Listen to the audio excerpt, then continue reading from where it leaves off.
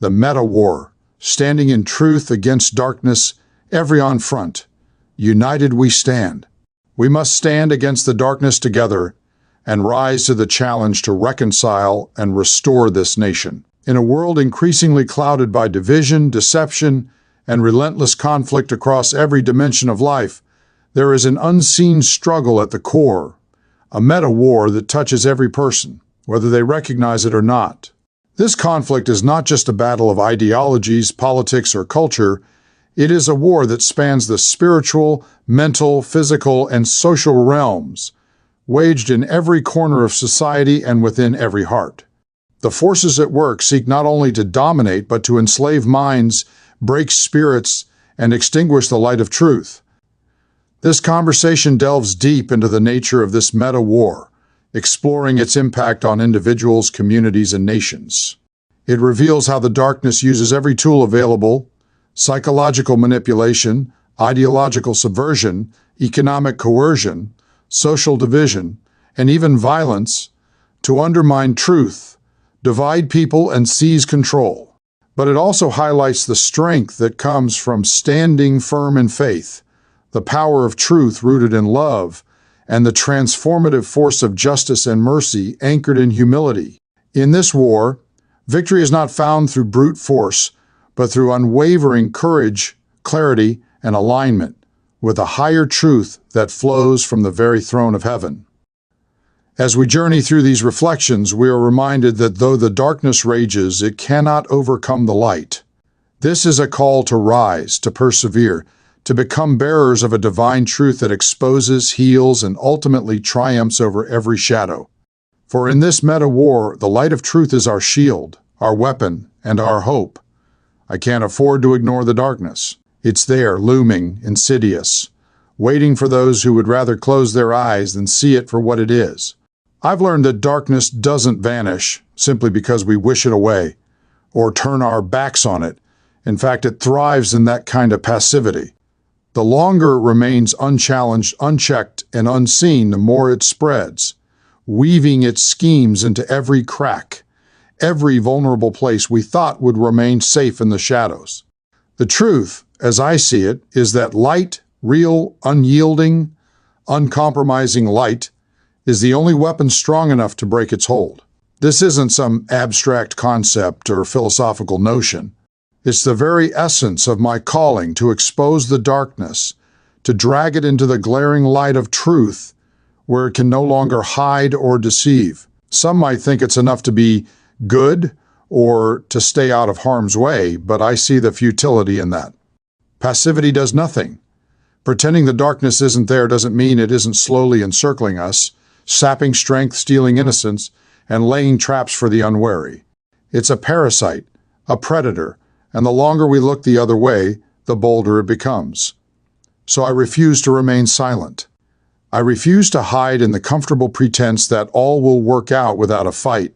No, I will confront it head on, not with violence, but with truth so blinding and unyielding that the darkness is forced to retreat. Because this is a battle of exposure, light against shadow, truth against deception. And if I fail to bring the light, who else will? It's not just about protecting myself or those I care for.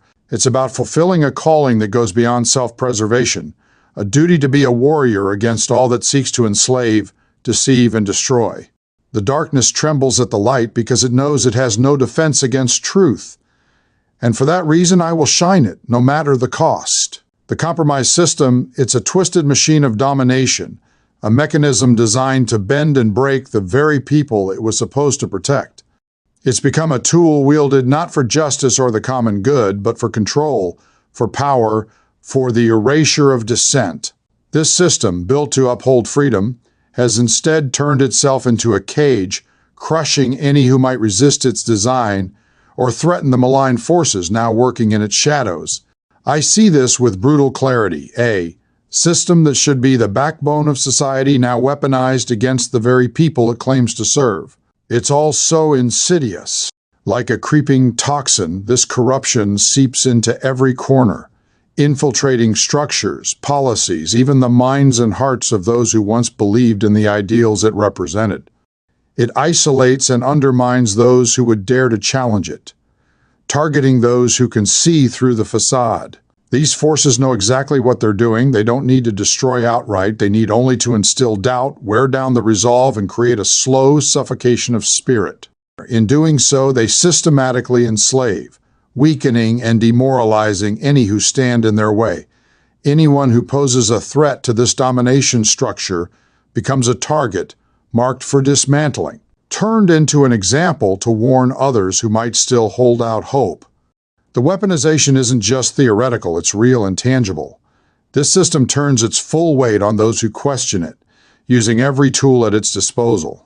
It twists laws meant to protect into instruments of oppression, transforms public discourse into a minefield of fear and manipulation, and preys upon weaknesses to bring entire communities into line. Those at its helm don't care about preserving the system for the good of all. They want only to wield it as a cudgel, to reshape it into a weapon powerful enough to enforce submission, powerful enough to erode any last shred of resistance. And what does this mean for those of us who see it for what it is? It means we must be vigilant, prepared to resist not just with boldness, but with wisdom. This battle isn't one of simple opposition. It's a fight for the heart and soul, a contest between freedom and enslavement. To engage in this fight, I have to be willing to lay bare the truth, to speak the light into places deliberately kept dark. It's not comfortable, and it's certainly not safe, but I refuse to play their game, to dance to the tune they've set to ensnare us all. This is a system designed to bring both the people and itself to destruction, a snake devouring its own tail in a frenzied attempt at dominance. Its end game is ruin for itself and for all it touches. That's the harsh reality and the tragedy, but I believe there's hope.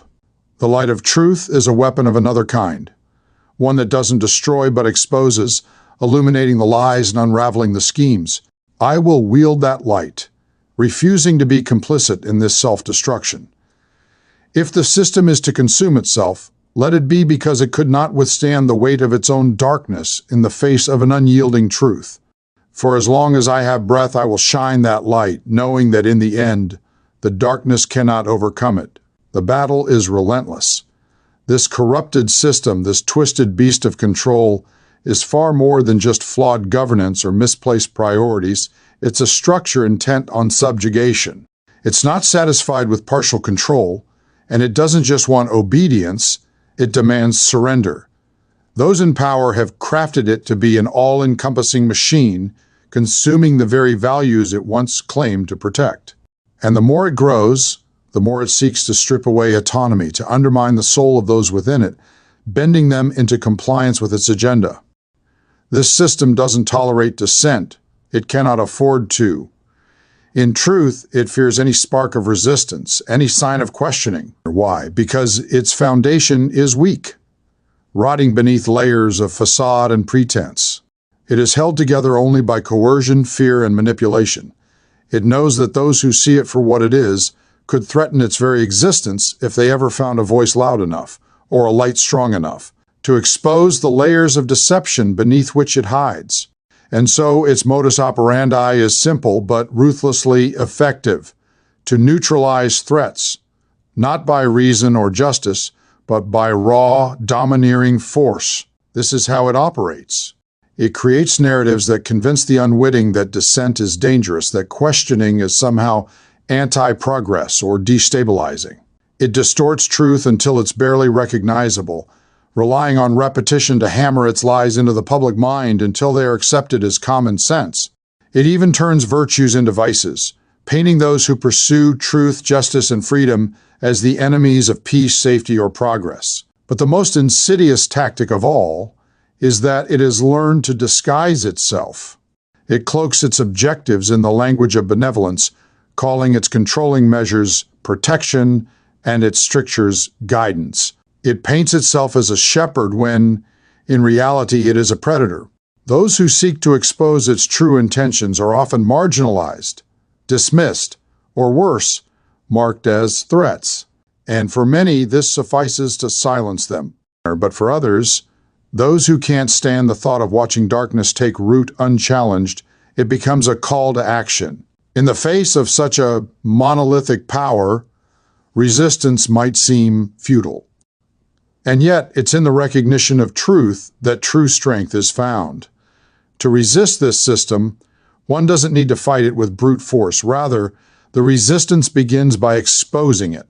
Light pierces through its darkness with every act of truth-telling, every decision to hold fast to integrity in the face of its lies. The system fears that kind of resolve because it is precisely what it cannot control. It can bend laws, distort values, and manipulate narratives, but it cannot extinguish genuine conviction. There's a reason why those in power fear the exposure of truth. Light reveals. It uncovers. It lays bare the hypocrisy, the deception, and the brutal reality of what this system has become. And when people see it for what it is, they begin to question. They begin to realize that this is not a system that serves them. It is a system that serves itself, feeding on the people it was supposed to protect. This revelation can be shattering, but it is also liberating. Once someone sees it, they can't unsee it, and that is what the system fears most of all. For me, this isn't just a battle of ideas or ideology. It's a battle for the spirit, for the sovereignty of the individual soul against a machine that would strip that very sovereignty away. The system, in all its corrupted glory, wants to claim ownership over the lives, minds, and hearts of those under it. But I refuse to concede. The light I carry, the truth I hold on to, is more than just a weapon. It's a shield against the pervasive darkness that seeks to consume everything in its path. I believe that there are others out there who see it too, who feel the weight of this deception and refuse to be broken by it. Each one who stands firm adds to the light, creating a chain that stretches across divides, across boundaries, silently defying the darkness. It is in this collective strength, this unbreakable resolve, that I find hope. The system may wield incredible power, but it is not invincible. Its foundations are built on lies, and lies cannot withstand the relentless, purifying force of truth. And so I press on, shining light into the darkest places, knowing that even if I stand alone, that light itself has the power to change everything. For the darkness may rage, but in the end, it cannot overcome the truth. The oppression can feel crushing, like a weight bearing down on every part of my being, pressing harder with each step I take toward truth. I'd be lying if I said that this darkness didn't feel, at times, almost insurmountable. It's an oppression that goes beyond the visible, beyond the tangible, extending its reach into the unseen, to realms where spiritual forces battle unseen but with effects that we feel deeply, powerfully, and sometimes painfully. Yet, no matter how heavy this darkness grows, I hold on to something greater, a divine truth that offers strength not from the outside, but from deep within. It is a strength that comes from a source beyond myself, beyond anything this world can offer or take away. This divine truth, its weight is not a burden, but an anchor, grounding me even when the storm rages and the winds of oppression threaten to pull me under. It's a paradox, really. While the darkness seeks to infiltrate from the outside in, the truth within pushes outward, filling me with a resolve that I know does not come from my own human strength. This truth doesn't just support me, it sustains me, infusing every part of my being with a resilience that defies the oppression around me. It is as if, while the system works tirelessly to press down and break the spirit grows only stronger, unyielding against the weight. I know this strength doesn't arise merely from principle or willpower. Principles can falter and willpower can wane, but this is different. This is the weight of divine truth itself, a living truth that speaks directly to my soul, that reminds me of a reality greater than anything the darkness can touch. It is a truth that whispers of purpose, of a calling that stands above and apart from the dominion of corrupt systems and the schemes of the unseen. It's a calling that cannot be revoked or destroyed by any worldly power, because it is rooted in something unchanging, something eternal. There's a clarity in this truth, a purity that cuts through the noise and chaos around me. When the darkness seeks to fill my mind with confusion, with despair, this truth reminds me who I am, and more importantly, whose I am. It reminds me that I am not alone, that I am upheld by something greater than any earthly structure.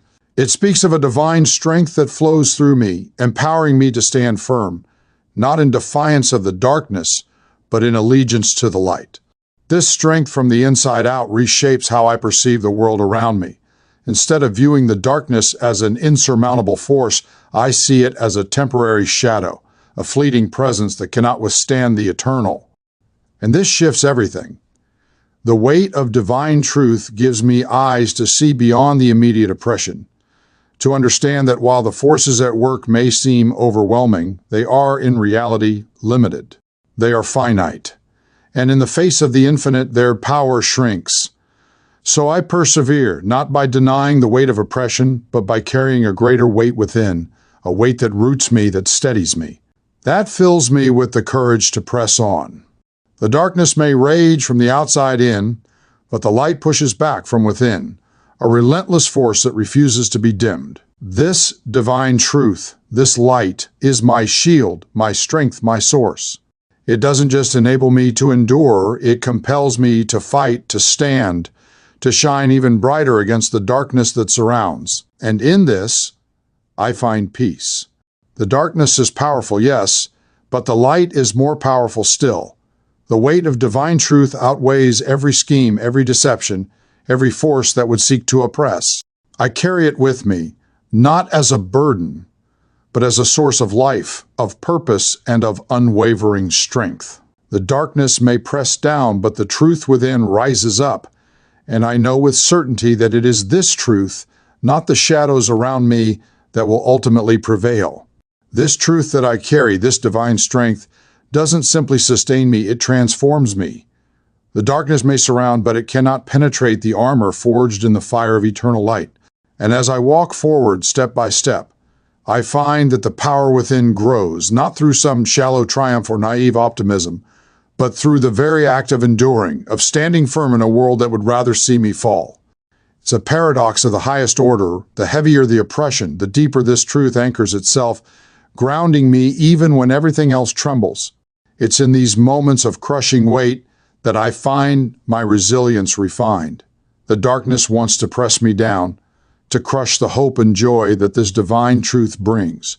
It is not a shallow joy, but one which is deep within, that the darkness may eclipse at times on my external appearances, yet cannot extinguish and break. But instead of breaking, I am tempered. Like metal in the forge, this constant resistance shapes me, strengthens me, even as it tries to destroy me. Every challenge, every assault, every scheme only drives me closer to the core of who I am, to the light that cannot be extinguished. It is this paradox that fills me with a quiet, unshakable confidence. The more the darkness presses, the brighter the light becomes within. But it is not only strength for myself that this truth provides. It brings clarity, sharpening my vision so that I can see the darkness for what it truly is, a desperate, futile force lashing out against a greater power it can never hope to overcome. And this clarity fuels a purpose far beyond survival. I see that the light I carry is not merely for my own endurance. It is a torch, a beacon to guide others, to awaken those who have been numbed or blinded by the weight of oppression around them. This is my calling, not only to resist, but to reveal, to shine a light that reaches others, that draws them out of the shadows and into the freedom that truth alone can bring. For there are many who feel this weight but lack the vision to see beyond it. They sense the oppression, the manipulation, but without that inner light they remain trapped, believing the darkness is all there is. But I know better. I know that this darkness, no matter how heavy, is temporary, destined to crumble before the eternal weight of glory that truth represents. And so, I carry this light not only for myself, but for those who haven't yet found their way out. Each step I take, each word I speak, each truth I uncover is a crack in the armor of darkness, a fissure through which the light can break forth. This light compels me to stand in places others might flee, to speak when silence would be easier, to bear witness to truths that others may find too dangerous to acknowledge. It is not a choice I make out of recklessness, but out of a profound sense of responsibility, a call that I cannot ignore, a duty that transcends comfort or safety. For I know that true safety does not lie in avoidance or denial. It lies in standing firm and holding fast to the truth even when every other foundation crumbles. There is a unique peace that comes with this strength, a peace that is not dependent on circumstances but rooted in the unchangeable. It is the peace of knowing that, no matter what, I am held by something greater than any earthly power, that I am guided by a purpose that outlasts every scheme, every trial. This peace fuels my perseverance, and with it comes a joy that is not naive but profound, a joy that knows the darkness cannot win, for it has already been overcome. So I walk forward, not alone, but surrounded by a cloud of witnesses, by a truth that stretches beyond my own lifetime, by a light that has been carried through generations of those who stood against the darkness before me. Their strength flows through me, their courage lifts me, their endurance becomes my own. And as I carry this torch, I am reminded that I, too, am part of a legacy, a chain unbroken by time or trial, bound together by the unyielding power of divine truth. The darkness may press, but it cannot prevail. It may strike, but it cannot destroy. And though the weight of oppression may feel overwhelming, I know that the weight of glory, the light within, is greater still. This is my confidence, my hope, and my strength. For in the end, the darkness will pass, but the light will endure. And it is in that light, in that unbreakable, unassailable truth, that I stand. When the darkness strikes, it rarely does so with a single blow. It comes in waves, relentless, surging like a flood meant to wear down resistance, to erode any foundation, to sweep away all resolve. I feel it, the weight of discouragement, the whispers of despair, the creeping doubts that try to infiltrate my thoughts, convincing me that this struggle is pointless, that I am alone, that there is no end to the oppression pressing down. But I have learned to recognize these tactics, to see through the fog it tries to cast over me. I know that these attacks are not signs of my weakness, but of the darkness's own desperation. And that is where I find my power, in the very act of seeing it, exposing it, and refusing to let it hide in the shadows. When the discouragement comes, I dig deep, not into my own strength alone, but into the wellspring of divine truth that runs like an unbreakable current within me. This truth is my anchor, my stronghold, and as the darkness tries to pull me down, I turn its attack back upon itself. I expose it for what it is, a hollow, desperate attempt to silence, to discourage, to undermine. And with that exposure, the power of its deception begins to crumble. I call it by its true name: lies, manipulation, schemes devised to break my spirit. But my spirit is not for the breaking, not when it is fortified by truth, by light, by a purpose that the darkness cannot comprehend or extinguish. This is how I turn the tide. I meet the darkness with clarity, with a refusal to be deceived by its illusions. I call it out, revealing every tactic, every twisted lie. When it tries to whisper that I am alone, I answer back with the truth that I am held, that I am accompanied by a strength beyond my own. When it tries to suggest that the fight is pointless, I counter with the knowledge that every act of resistance, every moment of standing firm, is a victory in itself, a victory over the forces that would rather see me broken and silent. And when it tries to steal my hope, I reach deeper still, grounding myself in the certainty that this battle is not mine alone to fight. It is part of a greater struggle, one in which the final outcome has already been determined. The darkness thrives on secrecy, on whispers and shadows, but it cannot withstand the light of truth. So I speak that truth not only to myself, but to the darkness itself. I declare that it has no claim here, no right to steal my peace or shake my purpose.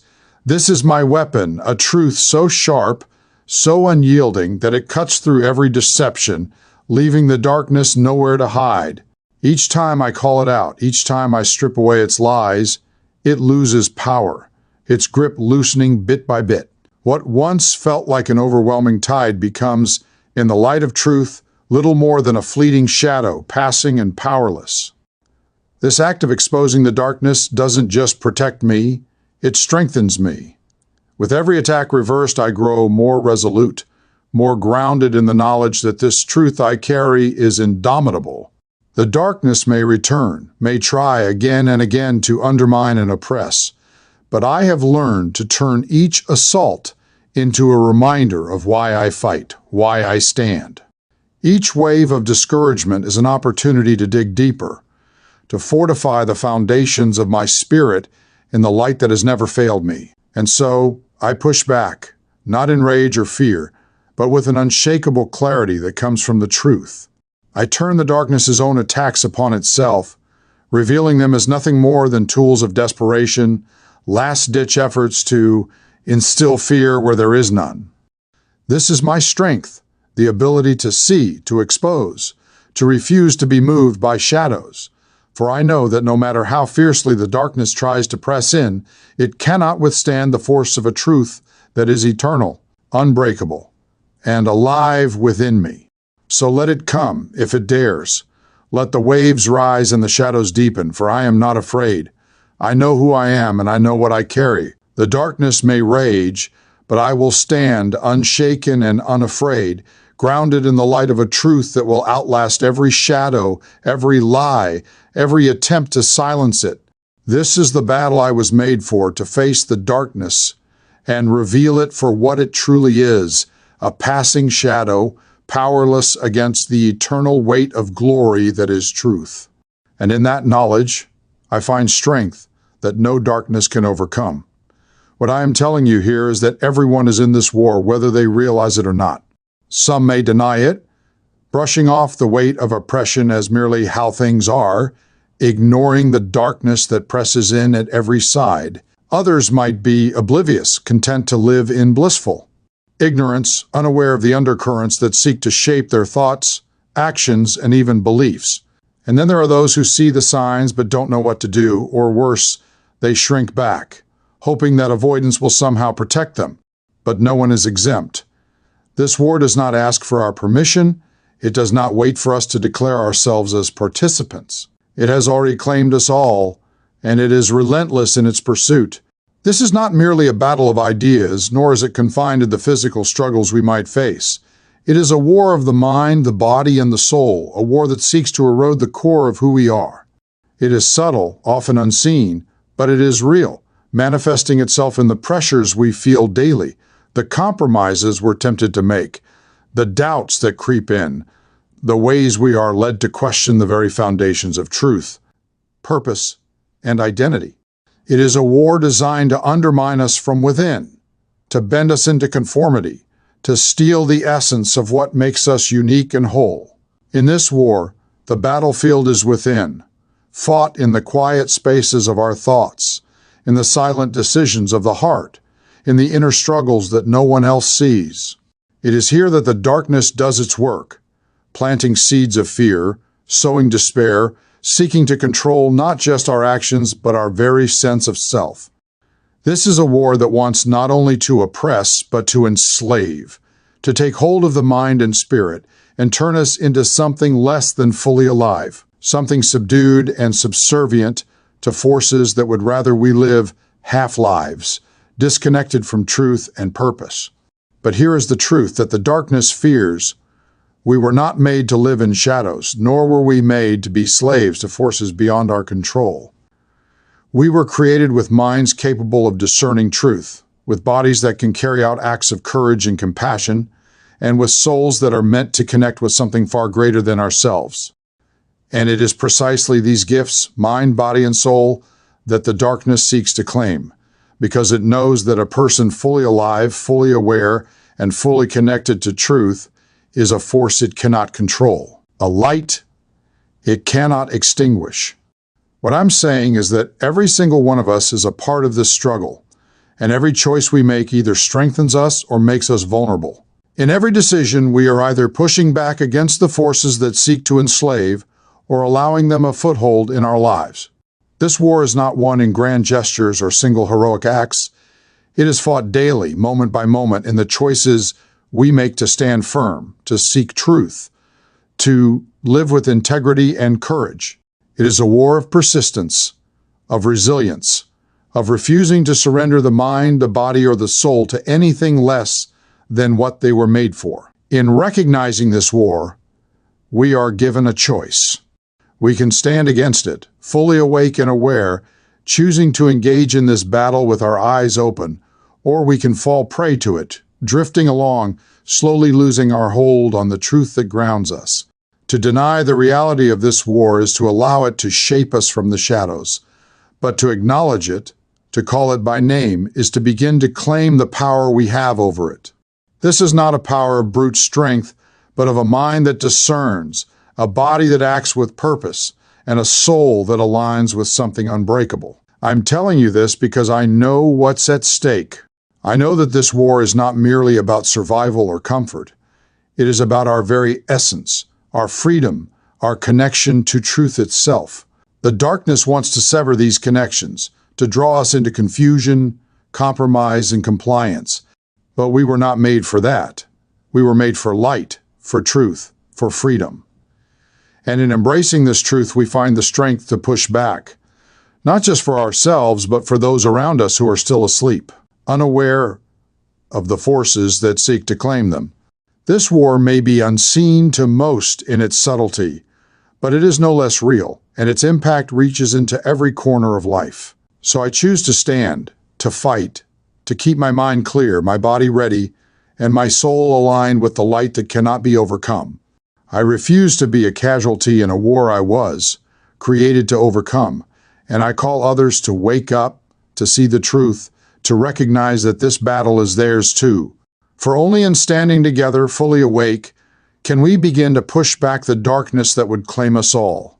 This is a meta-war, a conflict of such vast scope that it touches every dimension of human existence. It is not confined to a single battlefield, nor does it wage in one particular form. Instead, it permeates all areas of life, embedding itself in every conflict, every division.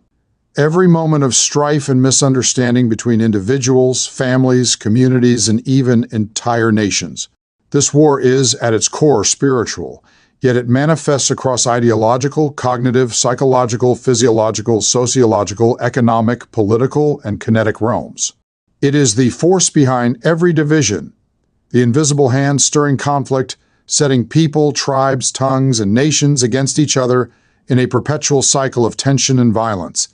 At its deepest level, this war is spiritual.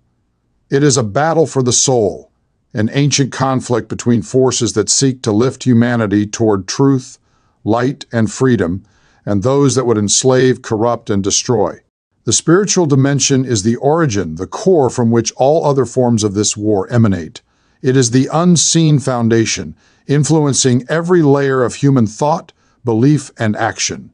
And while many may not perceive this spiritual undercurrent, its effects are undeniable.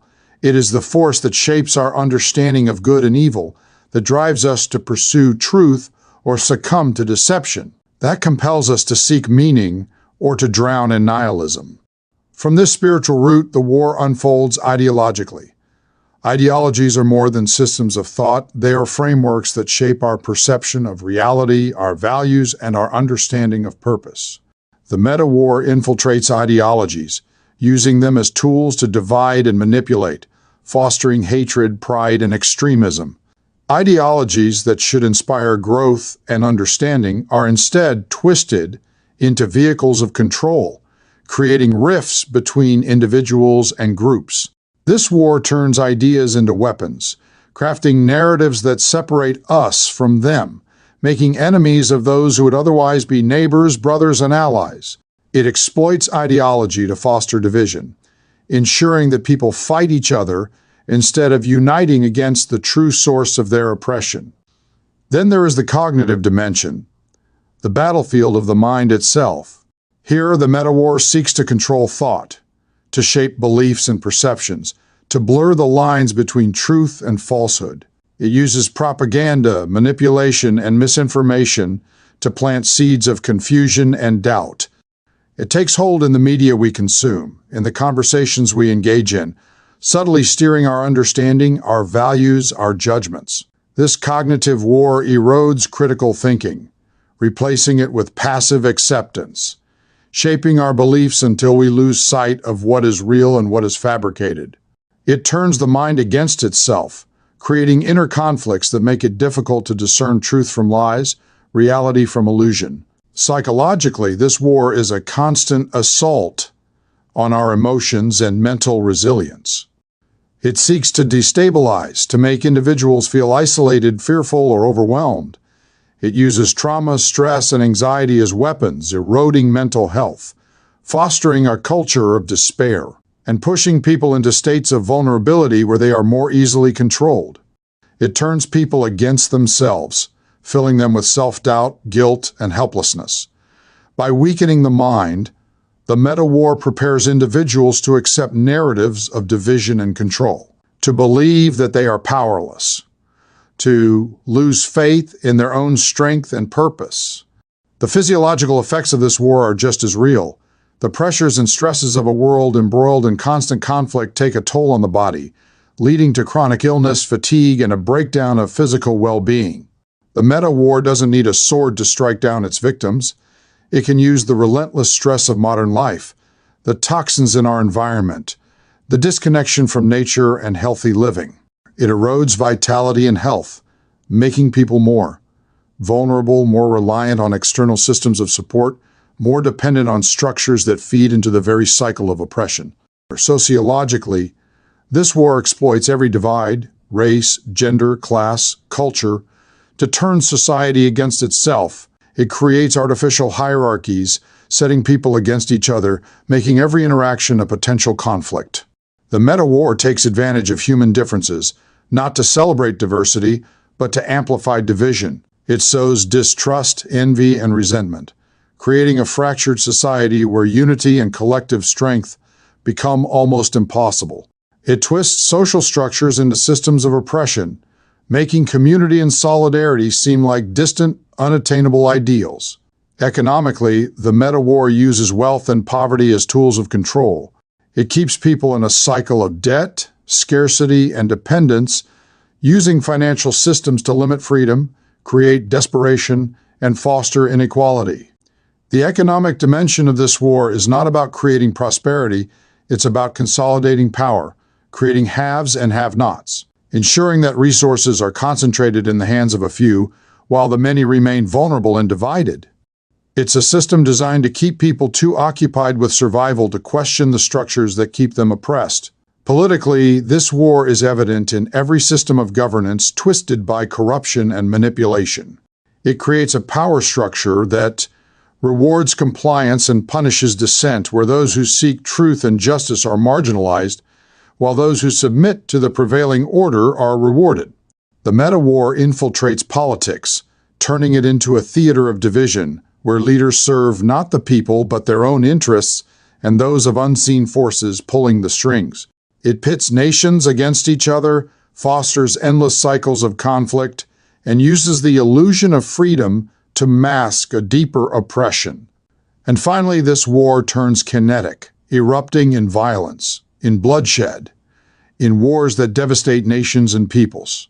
The kinetic dimension is the most visible, the culmination of all the unseen battles.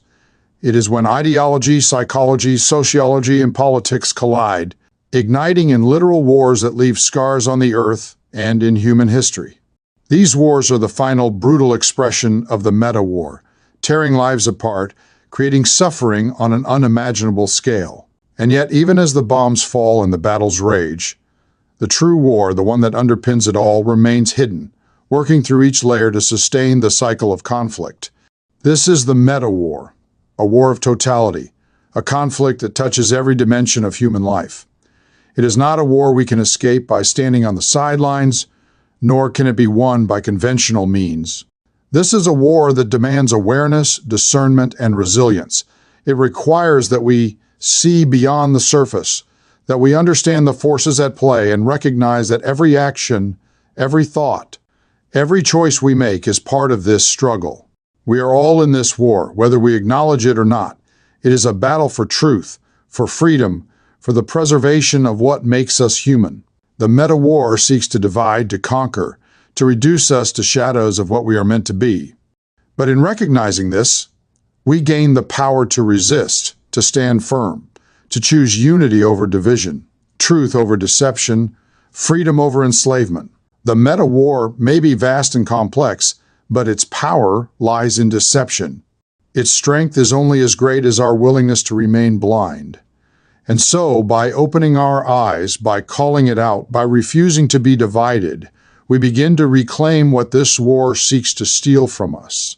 For it is not enough to survive, we must overcome, to break free from the chains it would place upon mind, body, and soul. In doing so, we become part of a greater resistance, a movement toward light, a force that no darkness can ultimately withstand. We will win this war, not by might nor by power, but in faith, a faith that is rooted in a truth beyond this world, a truth that is unshakable, grounded in love, justice, and mercy. This is not a victory won through brute force or dominance, but through hearts that are humble, actions that are righteous, and minds that are clear, unwavering, and aligned with a purpose higher than any earthly agenda. This strength, this courage, this clarity, these come from one source alone, the throne of heaven, from the Lord Himself, who is the origin of all that is true and good.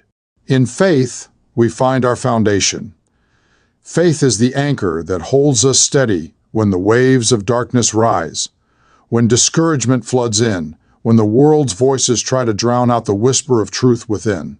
This faith is not a passive thing, it is active, alive, a force that empowers us to step into the fight with conviction. It is the assurance that we are not alone, that we are upheld by a power greater than any darkness, a power that has already overcome every force that seeks to destroy. This faith reminds us that even when we do not see the way forward, we are guided, held in the sovereign hands of a God who knows the end from the beginning. In truth, we wield a weapon that cannot be corrupted. Truth is a light that cuts through every lie, every scheme, every deception. It is a force that exposes darkness for what it is and leaves it powerless in the light. This truth is not just a set of principles or doctrines. It is a person. It is Christ Himself, the embodiment of truth and the living Word. And in Him, we find our standard, our example, our unwavering guide. By holding fast to this truth, we resist the narratives designed to lead us astray, to turn us against each other, to obscure our purpose. In truth, we find freedom, the kind that breaks every chain, that dismantles every false system, that shines with a brilliance no darkness can ever extinguish. In love, we find the strength to reach beyond ourselves, to care for others, to see each person as a soul in this struggle just as we are. Love is the force that unites us, that heals wounds, that brings restoration where division once reigned. This love is not sentimental or weak. It is fierce, enduring, relentless. It is a love that compels us to seek justice, to act with mercy, to care for the oppressed, the broken, the lost. It is a love that reflects the heart of God, a love that does not shy away from sacrifice but embraces it, knowing that in giving we reflect the ultimate act of love shown by the Lord Himself. Through love, we overcome hatred and fear, breaking the cycle of violence and division that this war thrives upon. In justice and mercy, we act with hearts tuned to the heartbeat of heaven. Justice is not vengeance, but the pursuit of what is right, of restoring balance, of protecting the innocent and standing against oppression. Mercy tempers our justice with compassion, reminding us that we too are recipients of grace, that we too have been lifted by a mercy we did not earn. In justice, we find the resolve to confront wrongs. In mercy, we find the humility to remember our own frailties, to act with compassion even toward those who may oppose us. Together, justice and mercy shape our actions, guiding us to be instruments of peace, of healing, of reconciliation. And this all requires a humility that runs counter to the pride and self-sufficiency that the world often celebrates. We do not stand on our own strength or boast in our own understanding.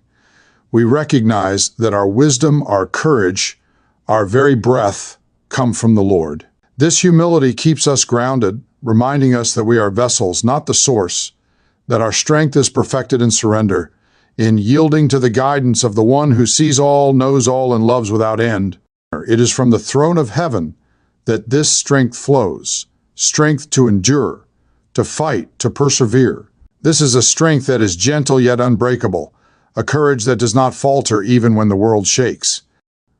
The Lord himself imparts this courage, this clarity, this conviction, filling us with a peace that surpasses understanding, a resolve that defies every attempt to break us. This clarity of mind cuts through confusion, aligning our thoughts with his will, revealing the path forward even when it seems hidden to the world. It is from his throne that we receive our marching orders, our purpose, our assurance that we are fighting not in vain but in victory. And so we stand, rooted in faith, wielding truth, acting in love, upholding justice and mercy, walking in humility, and fortified by strength from on high. We may stumble, we may face setbacks, we may grow weary, but we will not be overcome. For we are upheld by a power that transcends this world, a power that has already declared victory over the forces of darkness, a power that cannot be thwarted. This is the way we fight this meta war, not with the weapons of the world, but with the armor of faith, the sword of truth, the shield of love, the helmet of salvation. We move forward not in our own strength but in his, knowing that as we persevere, as we stand firm, we are part of a kingdom that cannot be shaken, a kingdom that will outlast every empire, every system, every force that sets itself against the Lord. We are in this war, yes, but we are also assured of its end. The darkness may rage, but it cannot prevail. And we, as soldiers of light, as bearers of truth, as ambassadors of love, will see this victory through to the end. For in the strength of the Lord, in the light of his truth, in the justice and mercy that flow from his heart, we know that the darkness cannot overcome the light. And in that promise, we press on, unwavering, until the day when every shadow is cast out, every wrong is made right, and every heart is fully restored.